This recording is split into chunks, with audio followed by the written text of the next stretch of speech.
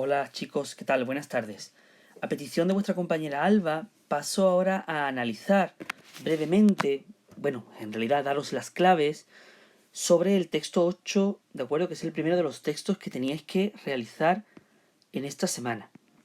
Mirad, aquí aparece ahora el texto, este es el texto completo que tenéis. Como siempre hacemos en clase, lo primero que tenemos que hacer es determinar dónde están los verbos del texto.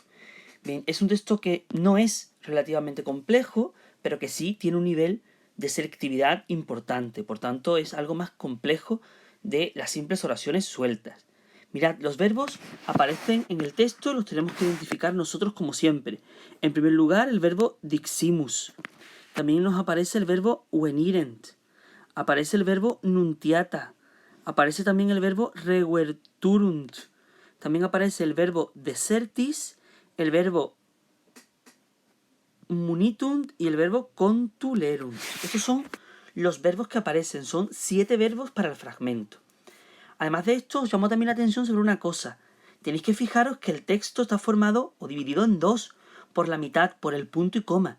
De forma que aquí hagamos una división entre la proposición 1 a la izquierda y la proposición 2 a la derecha. Una vez que hemos llegado a este punto, tenemos también que intentar determinar ahora cuál es el verbo principal de la proposición 1 y cuál es el verbo principal de la proposición 2 y qué relación tiene con el resto de verbos. Estoy convencido de que si empezamos por la preposición 1, os habéis dado cuenta que este verbo diximus va efectivamente con quibus, por tanto formaría una oración subordinada relativa. De esto estoy convencido. Habrá que determinar cuál es su antecedente, es decir, a qué palabra de la oración determina esta oración subordinada, que obviamente no tiene otra opción que determinar a aduatuki. Por otro lado, el verbo venirent, obviamente os seguro que os habéis dado cuenta que va con cum. Fijaos, cum más pretérito imperfecto de subjuntivo. Por tanto, estoy convencido de que ya sabréis cuál es la oración subordinada que forma.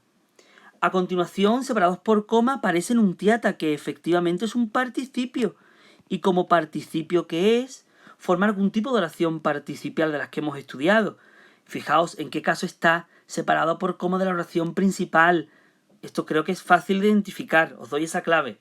Y a continuación aparece ya el resto de la oración subordinada, de la oración principal, con su verbo reventurunt, que es el verbo principal de la oración, ¿vale?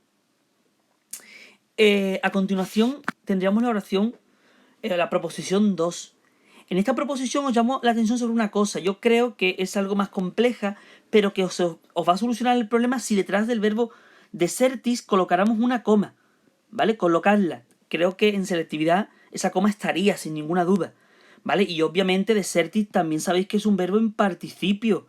Además es un participio de perfecto, ¿vale? Y mirad en qué caso está separado de la oración principal por una coma, ¿vale? Coincidiendo con la palabra opidis, ¿vale? Y también creo que esto lo podéis encontrar sin ninguna duda.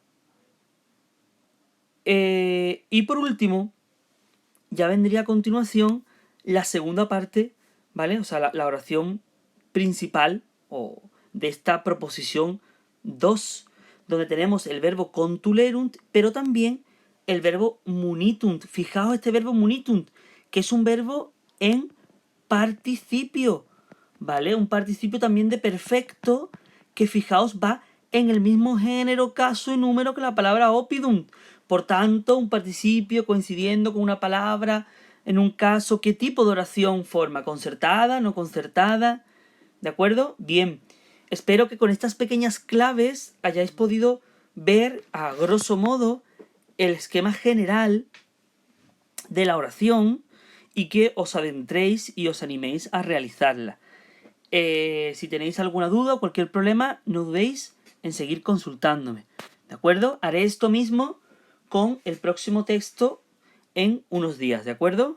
Venga,